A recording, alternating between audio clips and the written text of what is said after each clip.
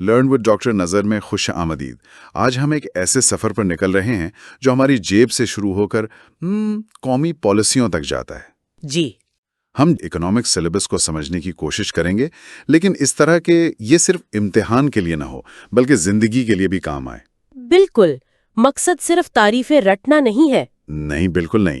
مقصد ہے ان تصورات کی روح تک پہنچنا جو ہماری پوری معاشی دنیا کو چلاتے ہیں۔ اور آج کی بحث کا مقصد ہی ان گتھیوں کو سلجھانا ہے۔ ہم یہ جاننے کی کوشش کریں گے کہ معیشت آخر کام کیسے کرتی ہے۔ یہ کوئی راکٹ سائنس نہیں بلکہ ہمارے روزمرہ کے فیصلوں کی کہانی ہے۔ صحیح۔ اور یہ بتانا ضروری ہے کہ آج کی اس گفتگو کی بنیاد وہ تحقیق اور مواد ہے جو ڈاکٹر نذر محمد نے ٹیکٹس پروجیکٹ یعنی تحقیق initiative for critical thinking and advance studies کے لیے تیار کیا ہے۔ اچھا۔ اس پروجیکٹ کو ایسنس ایجوکیشنل انسٹیٹیوٹ دوبی پورا گاندربل نے اسپانسر کیا ہے۔ چلیں پھر اس کہانی کو شروع سے شروع کرتے ہیں۔ جب ہم لفظ معاشیات یا اکنامکس سنتے ہیں تو ذہن میں اکثر پیسہ، بینک ایسی چیزیں آتی ہیں۔ کیا یہ صرف یہی ہے؟ دیکھیں، یہ ایک عام خیال ہے، لیکن معاشیات کی دنیا اس سے کہیں زیادہ وسیع اور ذاتی ہے۔ ذاتی کیسے؟ ایڈم اسمتھ نے اسے قوموں کی دولت کا علم کہا، جو ایک بڑی تصویر ہے، لیکن لیونل رابنس نے اسے ایک بہت ہی بنیادی انسانی مسئلے سے جوڑا، اور وہ ہے قلت یعنی اسکیرسٹی۔ اسکیرسٹی یعنی کسی چیز کی کمی ہونا۔ بالکل، اور یہی معاشیات کا دل ہے۔ مسئلہ یہ ہے کہ ہماری خواہشات لامحدود ہیں۔ جی۔ ہمیں بہتر گھر، بہتر گاڑیاں، سب کچھ چاہیے، لیکن ان خواہشات کو پورا کرنے کے لیے جو وسائل ہیں، وقت، پیسہ، وہ سب محدود ہیں۔ تو اس تضاد کی وجہ سے ہمیں انتخاب کرنا پڑتا ہے، چوائس۔ ایگزیکٹلی، کیونکہ ہم سب کچھ حاصل نہیں کر سکتے، اس لیے ہمیں انتخاب کرنا پڑتا ہے، اور معاشیات اسی انتخاب کا علم ہے۔ اچھا، تو ہر انتخاب کی ایک قیمت ہوتی ہے۔ آپ نے اصل نقطہ پکڑ لیا، اسی لیے ہم سکیئرس گڈ اور فری گڈ میں فرق کرتے ہیں۔ اب آپ کہیں گے کہ ہوا تو مفت ہے۔ جی، بظاہر تو ایسا ہی لگتا ہے، ہم ہر سانس مفت میں لیتے ہیں۔ لیکن یہاں ایک دلچسپ نقطہ ہے، ہوا کے متبادل استعمال ہیں۔ ہم اسے سانس لینے کے لیے استعمال کرتے ہیں، لیکن ایک فیکٹری اسے اپنا دھواں پھینکنے کے لیے بھی استعمال کرتی ہے۔ اچھا۔ تو صاف ہوا میں سانس لینے اور صنعتی ترقی کے درمیان ایک انتخاب ہے۔ جتنی زیادہ آلودگی ہوگی اتنی ہی کم صاف ہوا میسر ہوگی، تو اس لحاظ سے صاف ہوا ایک سکیئرس گڈ بن جاتی ہے۔ اور فری گڈ؟ اس کے برعکس کشش ثقل یعنی گریوٹی ایک فری گڈ ہے۔ ایک شخص کا اسے استعمال کرنا دوسرے کے لیے اسے کم نہیں کرتا۔ یہ تو سوچنے کا ایک بالکل نیا زاویہ ہے۔ تو یہ جو قلت اور انتخاب کا مسئلہ ہے، اس سے ہر معاشرے کو کچھ بڑے فیصلے کرنے پڑتے ہوں گے۔ بالکل، ہر معاشرہ چاہے وہ کتنا ہی امیر ہو یا غریب، 3 بنیادی سوالوں سے نبردآزما ہوتا ہے۔ پہلا، کیا پیدا کیا جائے؟ What to produce؟ مطلب ہمیں ہسپتال بنانے چاہیے یا اسٹیڈیم؟ How to produce؟ یعنی زیادہ لوگوں سے کام لیں یا مشینوں سے؟ بالکل صحیح، لیبر انٹینسو یا کیپٹل انٹینسو۔ اور تیسرا اور شاید سب سے متنازع سوال، کس کے لیے پیدا کیا جائے؟ For whom to produce؟ یعنی جب چیزیں بن جائیں تو ان کی تقسیم کیسے ہوگی؟ جی، کیا پیداوار کا بڑا حصہ امیروں کو ملے گا یا سب میں برابر تقسیم ہوگا؟ ان 3 سوالوں کے جواب دینے کے انداز سے ہی مختلف معاشی نظام جنم لیتے ہیں، جیسے کہ کیپٹلزم اور سوشلزم۔ ہاں، کیپٹلزم کہتا ہے کہ یہ فیصلے مارکیٹ پر چھوڑ دو، طلب اور رسد خود طے کریں گی، جبکہ سوشلزم کہتا ہے کہ نہیں، یہ فیصلے حکومت کی مرکزی منصوبہ بندی کے ذریعے ہونے چاہیے۔ اور آج کل زیادہ تر ممالک ان دونوں کے درمیان کا راستہ اپناتے ہیں، یعنی مکسڈ اکانومی۔ بالکل، ایک مخلوط معیشت ان دونوں نظاموں کا امتزاج ہے، جہاں انفرادی آزادی اور اجتماعی بھلائی میں توازن قائم کرنے کی کوشش کی جاتی ہے۔ تو ہم نے دیکھا کہ معاشی نظام پورے ملک کے وسائل کے استعمال کا فیصلہ کرتے ہیں، لیکن اس بڑی تصویر کو سمجھنے کے لیے ہمیں اکثر زوم ان اور زوم آؤٹ کرنا پڑتا ہے۔ معاشیات میں بھی یہی 2 لینز ہے نا؟ کیا خوبصورت انالوجی دی ہے۔ بالکل، یہی مائکرو اور میکرو اکنامکس ہے۔ مائکرو اکنامکس وہ خوردبین ہے جس سے ہم معیشت کی انفرادی اکائیوں کو دیکھتے ہیں۔ जैसे एक सारिफ का फैसला या एक कंपनी। जी, या कश्मीर में सेब की मार्केट। ये सब माइक्रो है, ये बॉटम अप अप्रोच है। और मैक्रो इकोनॉमिक्स वो सैटेलाइट है जिससे हम पूरी माइशियत की तस्वीर देखते हैं। एग्जैक्टली ये टॉप डाउन अप्रोच है। इसमें हम कौमी आमदनी, इफराते ज़र, बेरोजगारी जैसे बड़े पैमाने के मसाइल का मुतालिया करते हैं। लेकिन ये दोनों जुड़े हुए हैं। गहराई से जुड़े हुए हैं। लाखों इनफरादी माइक्रो फैसले ही मिलकर मैक्रो तस्वीर बनाते हैं। अच्छा, ये बात मुझे हमेशा हैरान करती है। बाजार में लाखों चीजें हैं और इनकी कीमतें रोज बदलती हैं। तो ये होता कैसे है? क्या ये कोई जादू है? ये जादू लगता जरूर है, लेकिन इसके पीछे एक बहुत ही खूबसूरत और ताकतवर मैकेनिज्म काम करता है। वो क्या है? डिमांड एंड सप्लाई, यानी तलब और रसद। ये किसी भी मार्केट इकोनॉमी का इंजन है। चलें, इस इंजन को खोलकर देखते हैं। डिमांड यानी तलब क्या है? तलब का मतलब सिर्फ किसी चीज की ख्वाहिश करना नहीं है। माशियात में तलब का मतलब है कि खरीदार मुख्तलिफ कीमतों पर किसी चीज की कितनी मिकदार खरीदने के लिए तैयार भी हैं और इस्तात भी रखते हैं। और इसका एक कानून भी है, लॉ ऑफ डिमांड। जी, ये कहता है कि अगर बाकी हालात वही रहें तो कीमत बढ़ने पर लोग उस चीज की कम मिकदार खरीदेंगे और कीमत कम होने पर ज्यादा। ये तो आम फहम बात है, लेकिन क्या ये हमेशा सच है? जैसे जिंदगी बचाने वाली दवाएं, कीमत बढ़ने पर भी लोग उन्हें खरीदते हैं। बहुत अहम सवाल है। ये कानून फेल नहीं होता, लेकिन इसका असर कम हो जाता है। ऐसी चीजों को हम इन इलास्टिक डिमांड वाली अशिया कहते हैं, लेकिन ज्यादातर चीजों के लिए ये उसूल काम करता है। ठीक है, और इसका दूसरा पहलू सप्लाई। सप्लाई यानी रसद, ये वो मिकदार है जो बेचने वाले यानी प्रोड्यूसर मुख्तलिफ कीमतों पर बेचने के लिए तैयार हैं। लॉ ऑफ सप्लाई के मुताबिक कीमत बढ़ने पर वो ज्यादा माल बेचना चाहेंगे ताकि ज्यादा मुनाफा कमा सकें। तो एक तरफ खरीदार कम कीमत चाहता है और दूसरी तरफ बेचने वाला ज्यादा कीमत। समझौता कहाँ होता है? वो समझौता एक खास कीमत पर होता है जिसे इक्विलिब्रियम प्राइस या तवाज़नी कीमत कहते हैं। ये वो जादुई नुक्ता है जहां तलब की गई मिकदार और फरोख्त के लिए पेश की गई मिकदार बिल्कुल बराबर हो जाती है। और अगर कीमत इससे कम हो तो खरीदने वाले ज्यादा और बेचने वाले कम होंगे। बाजार में चीज की किल्लत यानी शॉर्टेज हो जाएगी और कीमतें ऊपर जाएंगी। और अगर कीमत इससे ज्यादा हो तो सरप्लस हो जाएगा। बिल्कुल, माल जरूरत से ज्यादा हो जाएगा। दुकानों में सामान पड़ा रहेगा और बेचने वाले कीमत कम करने पर मजबूर हो जाएंगे। इस तरह मार्केट खुद ब खुद तवाज़ुन की तरफ लौटती है। इंतखाब की बात पर वापस आते हैं। आपने शुरू में कहा था कि हर इंतखाब की एक कीमत होती है। माशियात में इसके लिए खास इस्तिलाह है ना? हाँ, और ये शायद माशियात का सबसे अहम तस्वुर है, अपॉर्चुनिटी कॉस्ट, मौका लागत। जी, किसी भी चीज को हासिल करने की असल कीमत वो पैसा नहीं जो आपने अदा किया, बल्कि वो बेहतरीन मुतबादल जिससे आप महरूम हो गए। ये थोड़ा गहरा है, कोई मिसाल?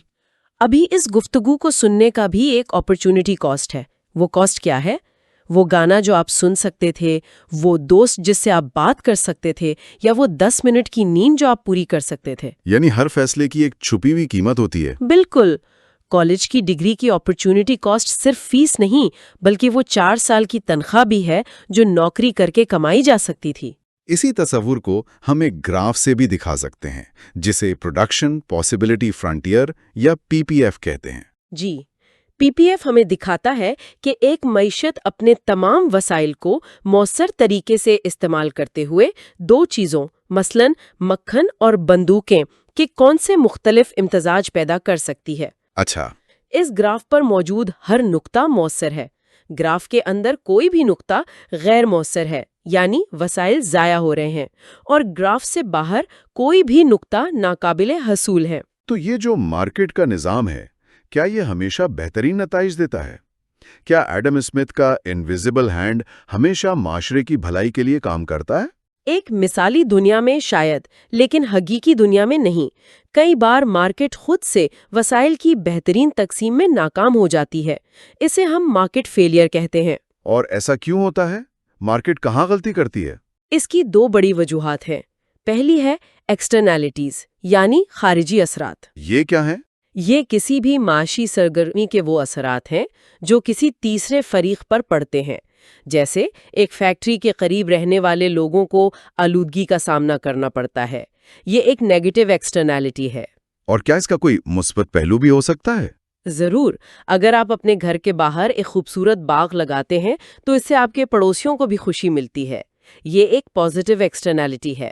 مارکیٹ ایسی چیزوں کو کم اہمیت دیتی ہے۔ اور دوسری بڑی وجہ وہ ہے پبلک گڈز، یعنی عوامی اشیاء، جیسے قومی دفاع یا اسٹریٹ لائٹس۔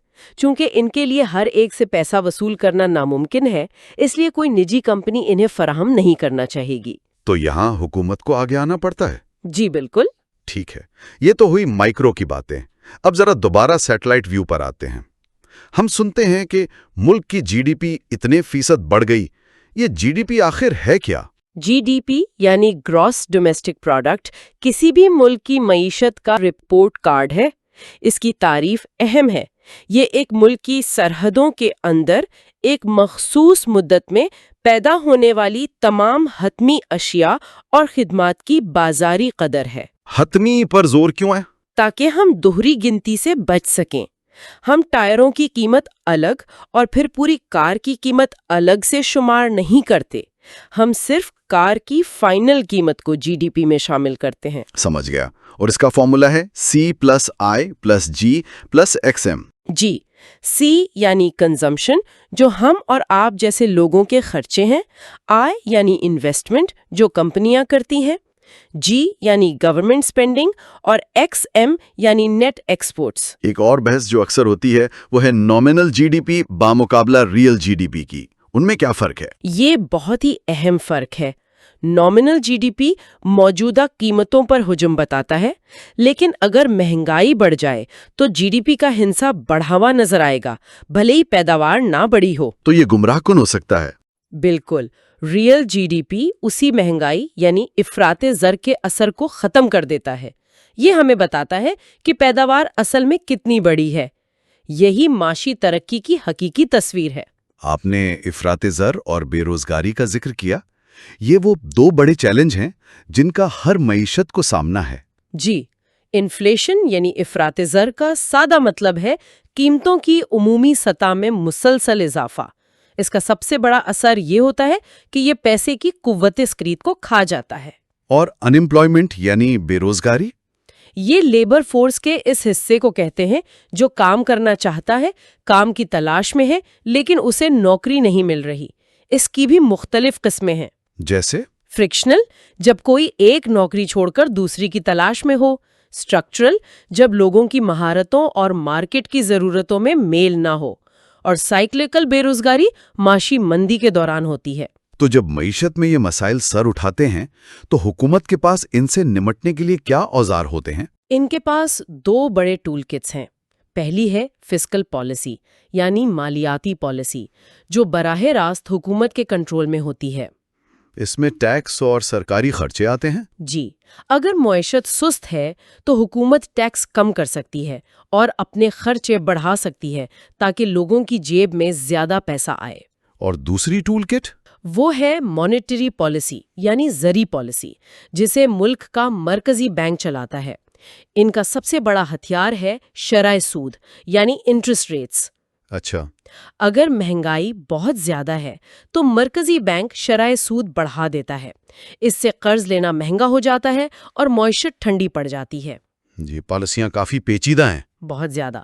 اور اسی لیے ڈاکٹر نذر محمد نے ٹکٹاس پروجیکٹ کے لیے جو تحقیق کی ہے، جسے ایکسنس ایجوکیشنل انسٹیٹیوٹ کی حمایت حاصل ہے، وہ اتنی اہم ہے کیونکہ وہ ان تصورات کو واضح کرتی ہے۔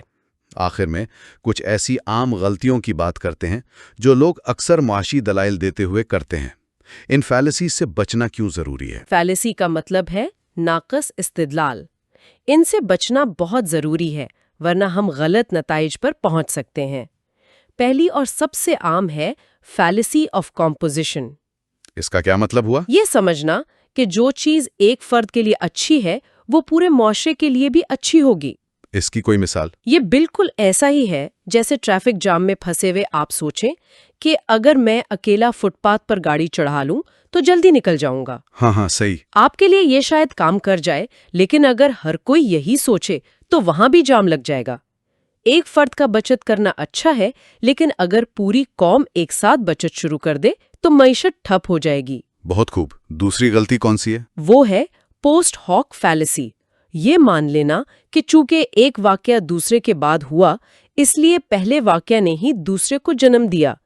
सियासत में ये बहुत आम है। अच्छा। एक नई हुकूमत आती है और उसके बाद मईशत बेहतर हो जाती है, वो फौरन क्रेडिट ले लेते हैं, हालांकि हो सकता है कि ये पिछली हुकूमत की पॉलिसियों का नतीजा हो। और तीसरी? स्टॉक के शेयर्स की कीमत में जो इजाफा हुआ, कहा गया कि ये सिर्फ रेडिट की वजह से हुआ, हालांकि वो एक बड़ा उनसुर था, लेकिन दर्जनों दूसरे अवामिल भी शामिल थे। तो इस सब का क्या मतलब है? हमने किल्लत के एक छोटे से ख्याल से शुरू किया और मैक्रो पॉलिसी के बड़े बड़े औजारों तक पहुंच गए। अहम तरीन नुक्ता ये है कि मौशियात को कवानीन की एक फहरिस्त के तौर पर ना देखें। ये सोचने का एक तरीका है, एक फ्रेमवर्क है जो हमें दुनिया को बेहतर तौर पर समझने में मदद देता है। ये हमें सिखाता है कि हर चीज की एक अपॉर्चुनिटी कॉस्ट होती है। जी, और ये कि हर पॉलिसी के गैर इरादी नताइज हो सकते हैं और आसान जवाबात अक्सर गलत होते हैं। हमारे सामईन के लिए सोचने के लिए एक आखिरी नुक्ता। जरूर। हमने देखा कि हुकूमतें पॉलिसियों के जरिए माइशत को चलाने की कोशिश करती हैं, तो सोचने की बात यह है कि हमें अपनी माली बहबूद के लिए उन मैक्रो पॉलिसियों पर किस हद तक इन्हिसार करना चाहिए और किस हद तक अपनी माइक्रो इकोनॉमिक दुनिया को खुद संभालना चाहिए। मतलब बचत, सरमायाकारी, इन चीजों पर कितनी तवज्जो देनी चाहिए? जी, हुकूमत के सहारे और जाती जिम्मेदारी के दरमियान सही तवाजुन कहाँ है? एक बहुत गहरा सवाल। आज के लिए बस इतना ही।